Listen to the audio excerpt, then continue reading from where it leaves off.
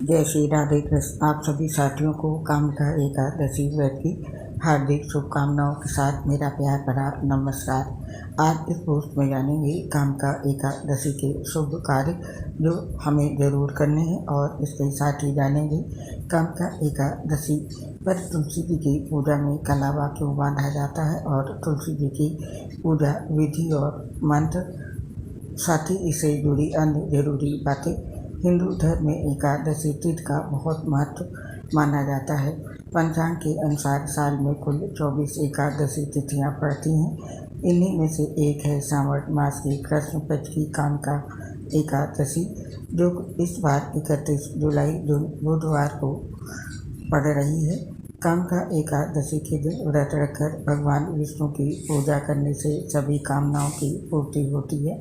दूषाचार्य जी ने बताया, कामिका एकादशी के दिन भगवान विष्णु की आराधना करने के साथ ही तुलसी की पूजा करके उसे कलावा बांधना चाहिए।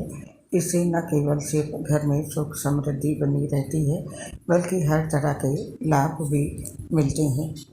तो आइए जानते हैं तुलसी जी पर कलावा किस लिए बांधा जाता है, लेकिन उससे पहले जान लेते हैं तुलसी की पूजा का क्या विधान है। तुलसी जी की ऐसी मान्यता है कि कामिका एकादशी के दिन श्री कृष्ण के परम भक्त ने उन्हें तुलसी अर्पित की थी। इसके बाद श्री कृष्ण ने उन्हें प्रसन्न होकर मन वांछित वरदान दिया था और उनकी कामना पूरी की थी। तभी से कामिका एकादशी के दिन पूर्ण श्रद्धा और विधि के साथ तुलसी पूजा का विधान स्थापित हुआ। इसीलिए कामिका एकादशी पर तुलसी जी की पूजा की जाती है। और अब जानते हैं कामिका एकादशी के दिन तुलसी की पूजा की विधि क्या है, किस तरह से इस दिन पूजा करें। इसके लिए कामिका एकादशी के दिन सुबह जल्दी उठकर स्नान करें और नहाने के पानी में गंगा जल मिलाना ना भूलें। और तुलसी जी की पूजा शुरू करने से पहले उस स्थान को साफ करें और पूजन सामग्री को कपड़े के ऊपर रख लें। सरल पूजा विधि के लिए हमें केवल चाहिए होगा जल का कलश, घी का दीपक और पुष्प, कलावा आदि सामग्री ही चाहिए होगी। और इसके बाद सबसे पहले तुलसी माता और भगवान विष्णु का ध्यान करते हुए उन्हें जल अर्पित करें।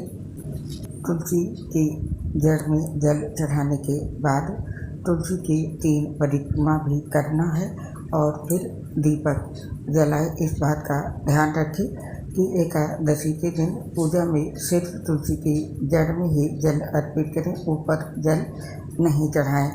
और दीपक जलाने के बाद तुलसी जी को कलावा बांधें और मंत्रों का जाप करें। तुलसी की चालीसा भी पढ़ें और तुलसी के सामने खड़े होकर भगवान विष्णु के विष्णु सहस्त्र नाम स्तोत्र का पाठ करना ना भूलें। बस इतनी ही सरल विधि से इस दिन पूजा करनी है। और अब जानते हैं कामिका एकादशी के दिन तुलसी माता के किन मंत्रों का जाप करना है। इसके लिए ये मंत्र हैं: ओम सुभद्राय नमः, ओम सुभद्राय नमः, देवी त्वं निर्मृता पूर्ववर्तासि मुनीश्वरे, नमो नमस्ते तुलसी पापम हर हरि प्रिय मात तुलसी गोविंद हृदयानंदकारिणी, नारायणस्य पूजार्थ चिनु त्वं नमोस्तुते, महाप्रसाद जननी सर्व सौभाग्य वर्धिनी आदि व्याधि हरा, नित्यं तुलसी त्वं नमोस्तुते, वृंदावनी विश्व पूजिता, विश्व पावनी पुष्पसारा नंदिनी, तुलसी कृष्ण जीवनी। ये मंत्र थे, इनका इस दिन तुलसी पूजा करते समय जाप करें। और अब जानते हैं कामिका एकादशी के दिन तुलसी जी की पूजा में कलावा क्यों बांधा जाता है। कामिका एकादशी सावन में पड़ती है। इस दौरान भगवान विष्णु निद्रा में होते हैं। शास्त्रों में बताया जाता है कि भगवान विष्णु के बिना माँ लक्ष्मी कहीं भी नहीं टिकती हैं।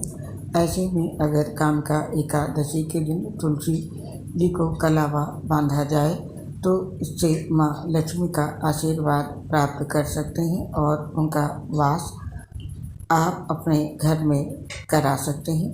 और अब जानते हैं इस दिन तुलसी जी में कलावा बांधने से क्या लाभ होता है, क्यों कलावा बांधना चाहिए। कामका एकादशी के दिन तुलसी को कलावा बांधने से माँ लक्ष्मी की कृपा होती है और घर की आर्थिक स्थिति बेहतर बनी रहती है। इसके साथ ही घर में सुख समृद्धि का वास होता है और घर में कभी भी दरिद्रता नहीं आ पाती है। साथ ही कर्ज, अधिक खर्च, धन हानि आदि समस्याएं भी दूर होती हैं। घर में धन धान्य की कभी कोई कमी नहीं रहती है। साथ ही इस दिन तुलसी जी की पूजा करने से माता लक्ष्मी की कृपा घर परिवार पर सदैव बनी रहती है। इसीलिए कामका एकादशी के दिन तुलसी जी की पूजा की जाती है और उन्हें कलावा बांधा जाता है। और अब जानते हैं कामका एकादशी के दिन हमें कौन कौन से शुभ कार्य करने हैं। कामका एकादशी सावन में होती है, इसीलिए इस दिन शिव जी का अभिषेक करना है और इसके साथ ही पूजा शुरू करने में सबसे पहले भगवान गणेश जी की पूजा करनी है। और एकादशी पर सुबह भगवान शिव और विष्णु जी का अभिषेक करें, तुलसी जी को जल चढ़ाएं। इस बात का ध्यान रखें, एकादशी के दिन तुलसी जी को जल जड़ में अर्पित किया जाता है, तुलसी के ऊपर जल नहीं पड़ना चाहिए। और इसके बाद सूर्यास्त के बाद तुलसी जी के पास दीपक जलाएं और परिक्रमा करें। ध्यान रखें कि सूर्यास्त के बाद तुलसी को स्पर्श नहीं करना चाहिए और पूजा करते समय तुलसी को दूर से ही प्रणाम करें और आरती करें। इसके साथ ही इस एकादशी के दिन पर स्नान करते समय पानी में थोड़ा सा गंगा जल मिला लेना चाहिए। ऐसा करने से घर पर ही तीर्थ स्नान से मिलने वाले पुण्य के बराबर पुण्य मिल सकता है। और स्नान करते समय पवित्र नदियों का भी ध्यान करना चाहिए और स्नान के बाद सूर्य देव को अर्घ्य अर्पित करना चाहिए। इसके लिए तांबे के लोटे का इस्तेमाल करें। लोटे में पानी भरें और चावल, कुमकुम, लाल फूल भी डालें। इसके बाद सूर्य मंत्र ओम सूर्याय नमः का जप करते हुए अर्घ्य अर्पित करें और शिवलिंग पर तांबे के लोटे से जल और चांदी के लोटे से दूध चढ़ाएं। बिल्व पत्र, धतूरा, आंकड़े के फूल, गुलाब आदि से श्रृंगार करें और चंदन से तिलक करें। साथ ही ओम नमः शिवाय मंत्र का जप करें। बिल्व पर मिठाई रखकर भगवान को भोग लगाएं। धूप दीप जला करके आरती करें और भगवान विष्णु और देवी लक्ष्मी जी की पूजा एक साथ करें। विष्णु लक्ष्मी की प्रतिमा का अभिषेक करें। वस्त्र, हार, फूल, आभूषण से श्रृंगार करें और तुलसी के साथ मिठाई का भोग लगाएं और ओम नमो भगवते वासुदेवाय मंत्र का जप करें। मंत्र जप कम से कम 108 बार करें और धूप दीप जला करके आरती करें। इसके साथ ही कामका एकादशी के दिन भगवान श्री कृष्ण जी की पूजा करें। भगवान श्री कृष्ण जी को माखन मिश्री का भोग तुलसी के साथ लगाएं और धूप दीप जला करके आरती करें। इसके साथ ही प्रण कृष्णाय नमः मंत्र का जप करें।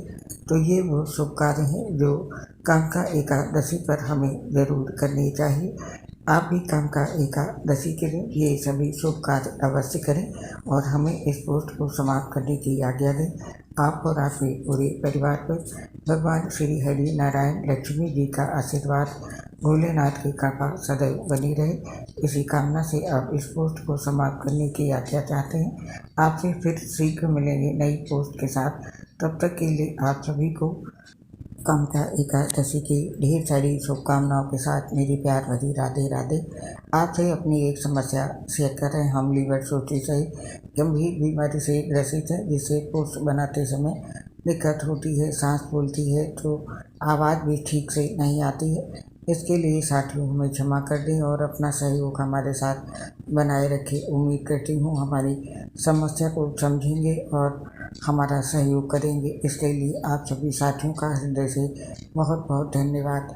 आपसे रिक्वेस्ट है हमारे चैनल को लाइक और सब्सक्राइब करें। इसके लिए आपका दिल से धन्यवाद। जय श्री राधे कृष्ण, राधे राधे।